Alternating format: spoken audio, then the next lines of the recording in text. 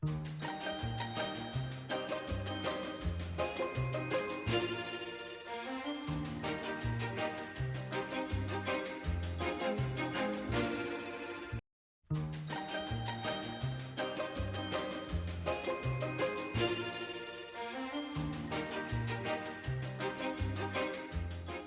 think as far as unexpected challenges are concerned, the thing that we probably should have foreseen that maybe I didn't was that we're working with three different directors who all have different ways of working. So, when you start out and at the beginning when you're working on the first play, you're like, oh, I can make this a thread through all three, but then you actually sit down with the individual directors and you find out that they have very distinct ideas about what the world is and how it functions, and those threads that you thought you would have as a designer maybe get pulled a little bit or get twisted or altered in some way.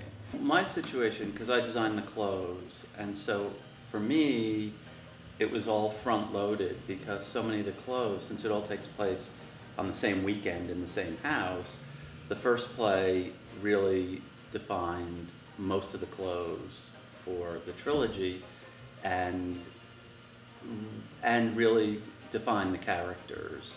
So I was getting input from all three directors about all of the sort of initial choices for the whole thing.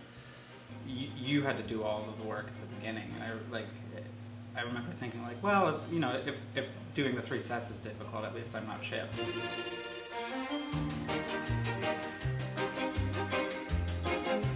It's been such a delight to sort of see a real cohesion to the design vocabulary. I mean, for me, working with three different directors is somewhat daunting, but I delight in the fact that the four of us, and somebody correct me if I'm wrong, but none of us have ever worked together until you two have worked together on something here.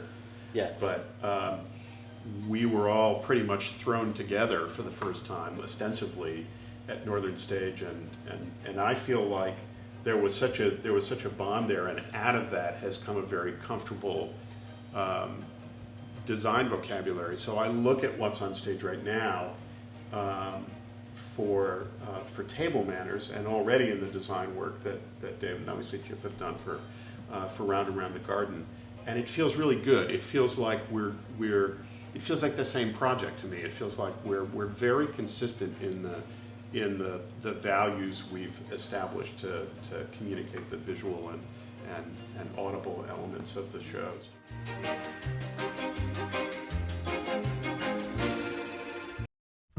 You create your own vocabulary on any show you design. It's part of what we do as designers, is sort of defining that world, because sometimes it's naturalistic, sometimes it's more abstract.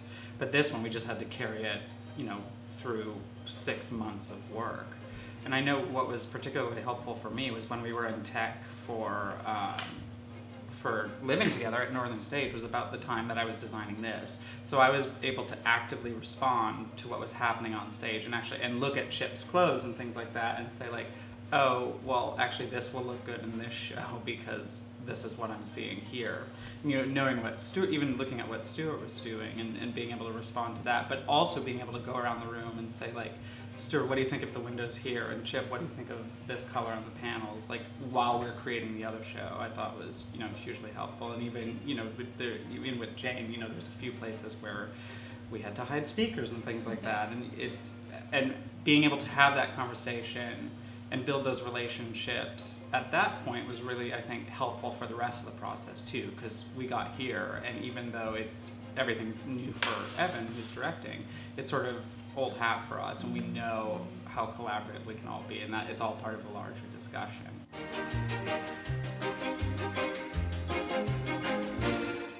But we were also talking about how much about the lives of these characters from the other family relations that never appear in the play. And the father, that's a great example. The father who's already dead, and we know nothing about him except what you have given us. But also the other unseen members, like Sarah and Reg's kids. They're referred to, you know, by the time you get to the second play, you begin to, those characters begin to really take shape, I think, in your mind and how they affect the action of the plays. And Sarah's attitude towards her kids, which is Yeah. like really comes out in this one. Yeah. Well, it just occurred to me, you know, that we don't really hear much about the mother in this one the way we do No. but we hear a lot about the father. So I feel like, you know, living together is sort of the mother's play. The mother looms large, Absolutely. right? Yeah. Absolutely.